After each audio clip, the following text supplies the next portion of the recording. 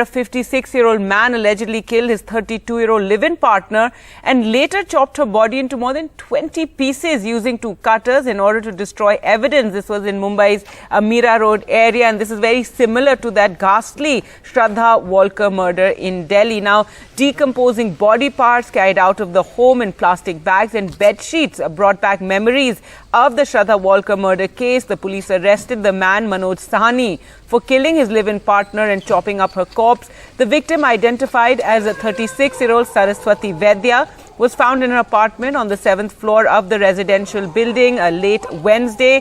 Vaidya was living with Manoj Sahni in a relationship for the past 3 years, is what police have said, and the couple had been residing in the rented flat during that time. Now, the police were alerted to the gruesome scene by residents of the building who complained of an unpleasant odor coming from their apartment.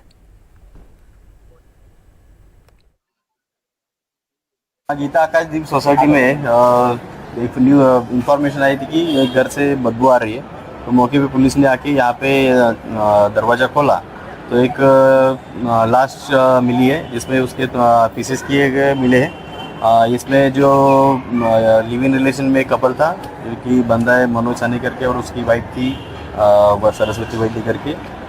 Saraswati वैद्य की उसने हत्या की है और उसमें उसका dispose of करने के लिए उसका पीसेस करने का ट्राई किया है, ऐसा प्राइमरी इन्वेस्टिगेशन में निष्पन्न हुआ है।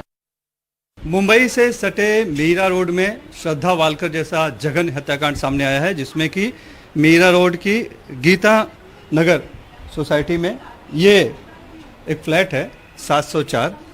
इसमें एक कपल रहा करता था, जिसमें से कि 3 दिन पहले ऐसा पता चला है कि उन्होंने जो प्रेमी है जिसकी उम्र 56 साल बताई जा रही है, मनोज साहनी, उसने जो प्रेमिका है वैद्य नाम की है सरस्वती, उनकी हत्या कर दी और हत्या करने के बाद उनके शव के कई टुकड़े किए और कई टुकड़े करने के बाद वो उनको ठिकाने लगाने की कोशिश में था। लेकिन इसके पहले ही जो पड़ोसी थे उनको शक हो गया। शक इसलिए हुआ क्योंकि इस फ्लैट से काफ़ी दुर्गंध आने लगी और दुर्गंध आई तो जो पड़ोसी हैं, ये सामने का जो मकान है,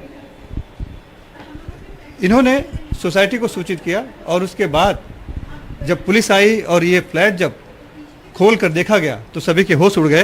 कई टुकड़े बिखरे पड़े थे और उस महिला की हत्या करके टुकड़े टुकड़े कर दिए गए थे।